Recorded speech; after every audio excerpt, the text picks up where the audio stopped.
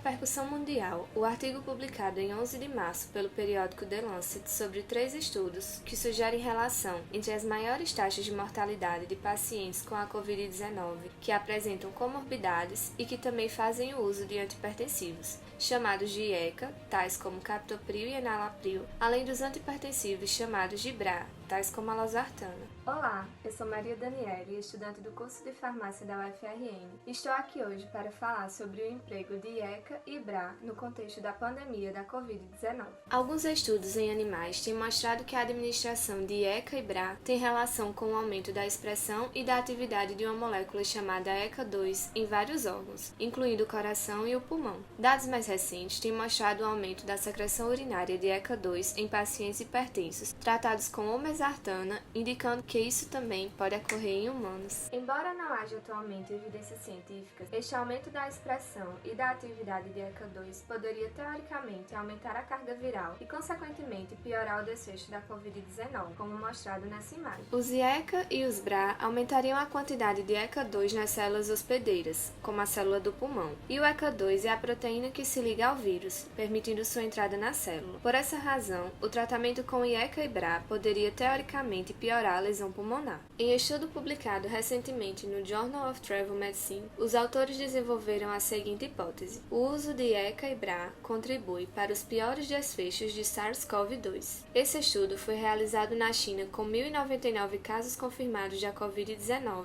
e descreveu que os pacientes com hipertensão arterial sistêmica, doenças coronarianas, diabetes e insuficiência renal tiveram os piores desfechos, com necessidade de ventilação mecânica, internação em UTI e óbito. O estudo baseia-se em resultados experimentais em animais que receberam IECA e BRA por via intravenosa. Nesses animais foi observado o aumento dos receptores de angiotensina 2 e que esses receptores são os locais de ligação para a instalação do vírus, que provoca a SARS-CoV-2. Essas conclusões se baseiam no fato de que os pacientes que tiveram os piores desfechos usavam regularmente esses medicamentos, e supõe-se que a pior progressão possa ser associada a esses tratamentos. Entretanto, os autores não fizeram nenhuma investigação do uso desses medicamentos em pessoas sem nenhuma comorbidade, e esse é o maior ponto de fragilidade desse estudo, pois o desfecho pior pode ter sido em virtude da comorbidade em si e não do tratamento. E o que falam as agências e as organizações de especialistas? A Sociedade Brasileira de Cardiologia, em nota, disse que a utilização de fármacos como os inibidores da enzima conversora de angiotensina,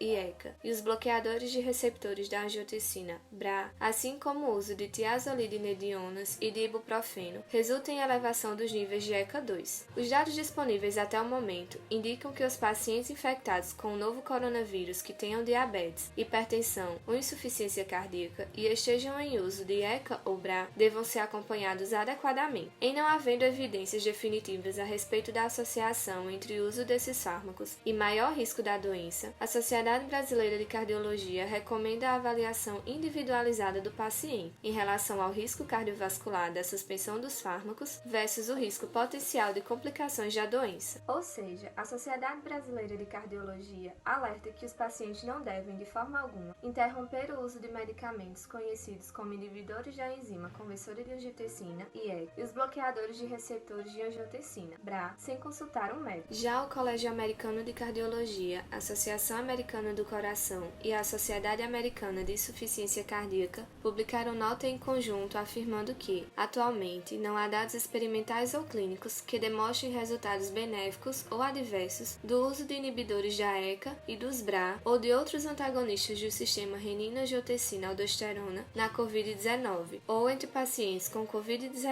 com histórico de doença cardiovascular tratados com esses agentes. Recomendamos a continuação dos antagonistas do sistema renina-angiotensina-aldosterona para os pacientes que atualmente usem esses medicamentos para indicações como insuficiência cardíaca, hipertensão ou doença isquêmica do coração. No caso de pacientes com doença cardiovascular serem diagnosticados com Covid-19, decisões de tratamento individualizadas devem ser tomadas de acordo com o estado hemodinâmico de cada paciente e o estado clínico. Portanto, é aconselhado não adicionar ou remover nenhum tratamento relacionado ao sistema renina-angiotensina-aldosterona, além das ações baseadas na prática clínica padrão. Estas sociedades ainda ressaltam que descobertas teóricas do envolvimento cardiovascular com o Covid-19 carecem de pesquisas mais detalhadas e que as recomendações serão atualizadas à medida que novos estudos encontrarem evidência científica. Diante das evidências encontradas pelos estudos atualmente disponíveis sobre a associação de ECA e BRA com a piora do quadro clínico de pacientes com Covid-19, as associações de especialistas da área de cardiologia recomendam os seguintes pontos. Pacientes em uso de medicamentos das classes de ECA,